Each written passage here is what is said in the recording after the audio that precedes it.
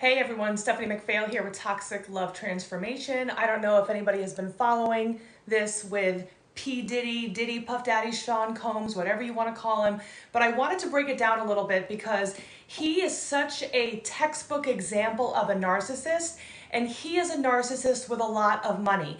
Now, the people that I work with that have been dealing with narcissism in their romantic relationships, they've had to deal with some pretty crappy stuff. Now imagine if those people were multimillionaires and what kinds of negative effects they could have. So I wanted to kind of go through some of the things he's gotten away with and then talk a little bit about narcissism and like what signs and what we can do about being or dealing with a narcissist. So Puff Daddy, also Sean Combs, P. Diddy, he's got a bunch of different names and he's changed them a few times, and there's some reasons for that. I'm going to start with number one. After he became famous, he actually had he was with Heavy D, so we're going back to the 90s right now, right? So he was with Heavy D, and he worked with a, what is it called? Someone who was, what are they called? Mom brain. Where they get together, the whole party that's going on. The person that he was working with for this event actually oversold the event producer, whatever they're called. They oversold the event, lying and saying that it was for a charitable reason, and it wasn't really that charitable. They oversold it, and 9 people were trampled to death. Okay, so again, we're talking about narcissism on like a much bigger scale. So, and what did he do? He said, "Oh, I'm sorry, it's not my fault, I didn't mean to. It was that other guy," even though he's the one who hired this guy who didn't really know how to plan events. Event planner, I guess is the right word. Next one, he was accused of blowing up Kid Cudi's car. Kid Cudi, another famous rapper, okay? So he gets mad at people and he loses his temper, throws a fit, and then later apologizes for it. This is his theme. Let's see, number 2. Oh, another one, or number 3. He was accused and was guilty of actually assaulting a record producer with a champagne bottle, a phone, a chair, a whole bunch of other things, him and his bodyguards. And he said, and he actually went to court for it in Manhattan, and he apologized, again, saying the reason why he did it is because he was mad at the record producer for showing him in a bad light on a music video. Again, no responsibility for self, blaming everybody else. Next one, Manhattan nightclub. P. Diddy, again, was with his then girlfriend, Jennifer Lopez. 2 people were injured from crossfire from guns.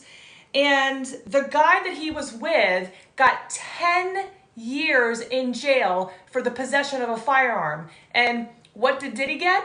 He got like a slap on the wrist because it was proven that he was trying to bribe people. So they already knew that, again, not take responsibility. And he, illegal possession of a firearm, and he got nothing. Johnny Cochran was the lawyer at the time that got him again out of something else. And if you remember, this is about the time when Puff Daddy became P. Diddy.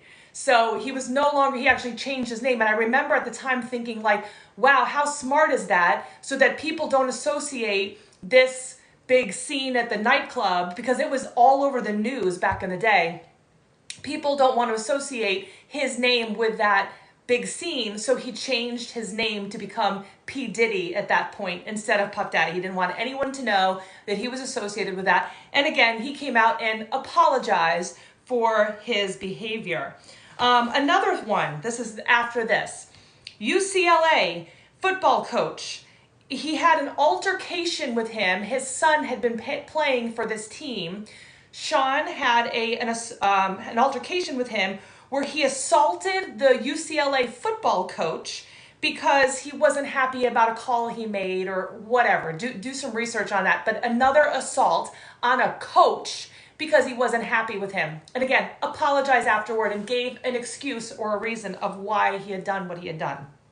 Then his former girlfriend, which is right now what we are talking about, is Cassie Ventura. And Kim Porter has since passed away, but Kim Porter he had dated for a while. She actually accused him of domestic violence, of assault. Nothing ever happened from that. Casey Ventura dated him and had brought him up on assault charges, and everything kept getting dropped. And, you know, and there's all of these allegations about rape and about making her take drugs and making her have sex with other men, like all of these really, really terrible things. And nobody believed her. One that had the money and the power and all that kind of stuff. Again, someone who is a narcissist and has all this access to money and power is a dangerous, dangerous situation. And these women were not believed, even after all of these other things that have happened to them. And now all these other women are starting to come out and say, hey, we've been assaulted by P. Diddy also. And even his bodyguards have been coming out and saying there's been some pretty crazy things going on with him assaulting people and, you know, raging and all that kind of stuff. And then what was the next? Oh yeah. So, and then of course, there's all the sex trafficking. So all of this came about because if you remember a few months ago, they raided his home, his mansion, because he was brought up on charges of sex trafficking. And when they raided his home, they found this video right over here of him actually assaulting Casey Ventura. When again, nobody believed her, even though there was a video out there. And the hotel got it all on footage. Nobody at the hotel did anything about it. They allowed him to beat her up. Again, he was allowed to do whatever he wanted. And they covered it up. So he bribed the hotel to give him the video. Now, what I think is really weird is that he kept that video.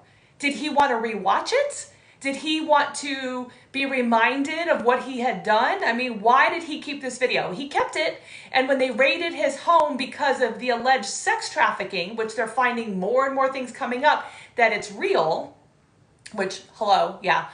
Anyway, they found this video of him beating up his girlfriend when he kept saying that it wasn't true, she was making it up. And, you know, this is what they do with victims all the time, is blaming her, saying she was the crazy one. And guys with money and power have that ability to do that, to pay off, to bribe, to do all the things they need to keep doing what they're doing. And so he's been, for years and years, he has been able to get away with this. And then here he is doing this apology video that is so disingenuous. It is so obvious. The only reason, just like all the other times I listed, and there's others that I didn't even talk about, but all of the times that I listed where he's apologizing, but he apologizes like with a record producer. Well, I beat him up because I lost my temper and beat up the UCLA coach because I blew up Kid Cudi's car. Did this to me. There's always an excuse that he gives and tries to turn things around and manipulate the audience, which would be us. And if you are in a narcissistic relationship, then these types of people get really good at apologizing in a way that makes us feel bad for them, this is his MO. This is like what he has done. He's always like, poor me, you know, I feel so bad. So here's the next thing that I want to talk about is you are dealing with a narcissist that is, you know, not P. Diddy, I hope. And you're saying to yourself like, hey, I don't ever want to get into a relationship like that again. Or maybe I'm in one right now and I, you know, don't know. I feel so confused. I feel so frustrated because nobody believes me. And this is a normal thing. They pretend in public that they are so nice and they're so caring and they go above and beyond in public, and then behind closed doors, we get to see who they really are, but they don't show that to the public. So there's that mask that they put on for other people that's not what actually we see at home. So then when we bring up the examples of what we've experienced, other people don't believe us. Because how could they do that? They're this wonderful person this person they're pretending to be to the outside world. So here are some things to look out for. When a narcissist apologizes, there is real responsibility for what they did wrong. They're always giving reasons for what they did. So, like for example, my first husband strangled me on our wedding night and I stayed for 5 years.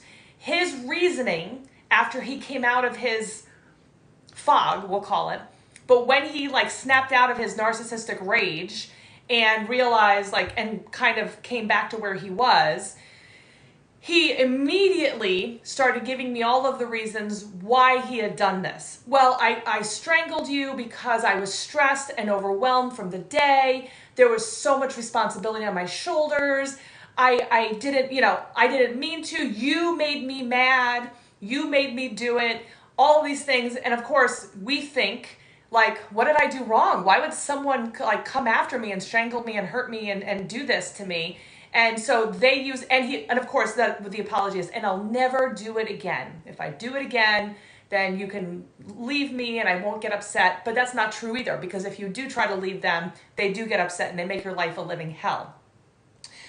So they take no responsibility. And of course, please feel free to add some of your examples of how the narcissist tried to manipulate you with the apology in the comments. So they take no responsibility. They blame you. You did this to me. It's your fault. If you would have behaved better, if you would have done differently, if you would have, etc., you would have looked better, whatever, then I wouldn't have cheated on you. I wouldn't have beat you up. I wouldn't have said mean things to you, whatever.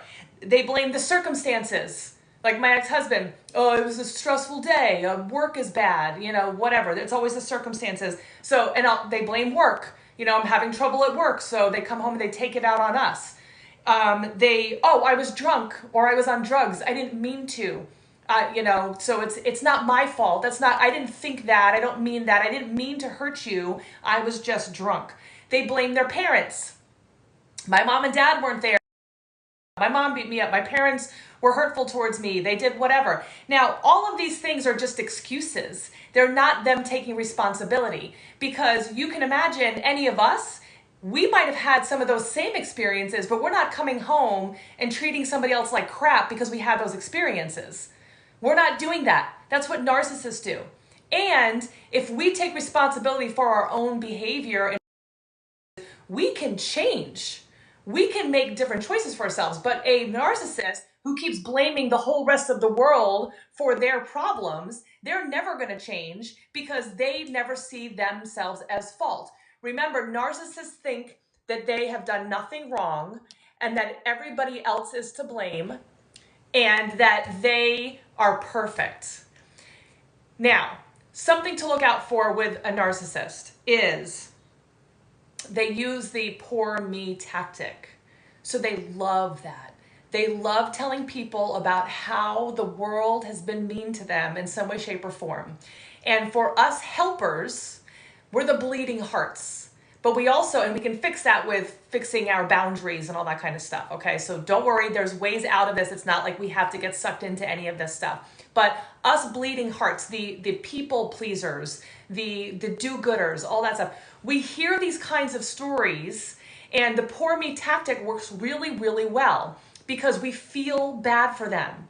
We say to ourselves, oh my gosh, if I could help them, if they could just get a handout, if they could just get some support, they might not be this way anymore. Or, I remember thinking to myself, well, my ex-husband would tell me about how he had such a terrible upbringing. And I remember thinking, well, I'm going to show him how love is. I'm going to show him how great a relationship could be. And so instead of, when we haven't healed ourselves and we don't have our own healthy boundaries, then we lean into that. We come and we want to be the helper and the fixer and the saver. Now, when we start to work on ourselves and our healthy boundaries and all that kind of stuff, we see that kind of behavior for what it is, and that pushes us away. Now, if I see that in someone, I think to myself, okay, I help people heal from toxic relationships. I'm not going around looking for projects. I'm not doing that. I don't have time for that. People that come to me, I will help those people because they're looking for help. They're actively looking for someone to help them. But someone who is, who I would want to help, they don't necessarily want to change. And we know how hard it is for us to change ourselves. We want to make sure that we are focusing on healing ourselves and not focusing on other people. So again, it's so hard to work on us and fix ourselves. Why did we ever think else? So if we're falling in and we're getting sucked into that poor me tactic, then we have to see it for what it is. They're doing that to manipulate you into getting you, because narcissists love people that make them feel good. So if we are getting sucked into the poor me, and we're going and telling them how great they are and how wonderful life can possibly be, and we give them all of this attention, the narcissist loves that. They're like, ooh, all this attention, it's all about me, because that's all it is. They're looking for someone to make them feel good, and they're also looking for someone to make them feel look good as well. So if you are, which, let's talk about a guy, because we're talking about P. Diddy, and I work with mostly women, I work with men too, but we're looking at like the arm candy. So the guy in this example wants an attractive woman who does well for herself, who's successful, who's got it together, but maybe has poor boundaries. And she doesn't know when to stop, which is something that successful women we do, is that tight, trying to prove that we are worthy. We try to prove that we know what we're talking about, and that we've made the right decision. So we don't necessarily know when to let go, which makes us really good in the business world or at our job, but it's not so good when it comes to relationships. So again, we need to have those healthy, and that we can work on ourselves. So falling into that poor me technique and realize that the narcissists use, and we can protect ourselves by really having healthy boundaries so that we are no longer attracted to people that are looking for help. Like, we can be friends with them, and that's to an extent also. We don't want all of our friends to be the needy types either. We want people that are there to help us, just like we're there to help them. That's what healthy relationships do. It's a back and forth. Narcissists, again, will always make it about them, and they will not take responsibility for themselves. All right, what else was I going to say? Here is the other part that I wanted to add on to there. Narcissists always will... They're going to love bomb. So they find that person that they find attractive, whether it's because of, and maybe it's all of the above. Maybe they have a great job. Maybe they make them look good. Maybe whatever. They're attractive to them. And then they do everything they can to try to break this person down. Because once they have this attractive person that's doing well for themselves, looks good to them, that's nice to them, then they start to feel bad about themselves. And that, they don't like that. They don't want someone that they're gonna feel bad around. So instead of trying to level up, which is what you would do if you're trying to make yourself better, if you're feeling badly, try to work on yourself. A narcissist is gonna do everything in their power to try to bring the other person down, make them feel bad. Now, for us, we start to see that, and we try harder. Because we love this person. We're in a relationship with them. Why would they say these terrible, mean things if it wasn't true? Maybe if I change this, now this is someone with poor boundaries, and we got to work on your self-esteem and all that kind of stuff. But if I tried harder, then maybe they would, maybe if I could change this thing about myself, then they won't be so mean to me. Then all of this time and effort will be for a good reason. So part of their tactic is to try to make us feel worse about ourselves. And if we haven't healed in between relationships, or we haven't healed those childhood wounds, I don't care how famous you are. I mean, Cassie Ventura, she was famous in and of herself. She was rapping, she was doing all sorts of other things without P. Diddy in the picture. And so here she was, the successful woman who had this guy who was physically, sexually abusing her, and she wasn't leaving, because he knew what to do to manipulate and make her feel bad and have power and control over her. So nothing is ever related to the amount of money we make or anything else like that. It's always about the narcissist, the abusive person that wants power and control over the other person, and they know exactly what things to manipulate to get us sucked in more. As professional, successful people, we are very used to figuring out the problems, or solutions to the problems, I should say. So when we get sucked into this narcissist, our brain automatically wants to go into problem-solving mode.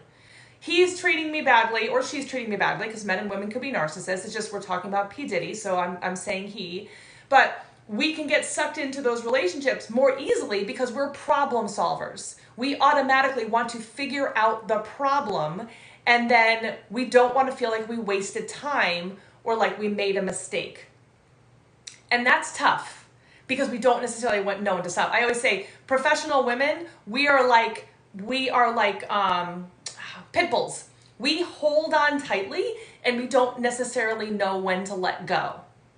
But if you are feeling less of yourself, if you're not feeling good enough, if you're feeling like you're always trying to prove yourself, you're trying to force the relationship, you're trying to make them happy, you're making excuses, you're covering up, you don't want other people to know what you're dealing with, you see them have a mask, like P. Diddy, have a mask in public, and they're one way behind closed doors, or a different way behind closed doors.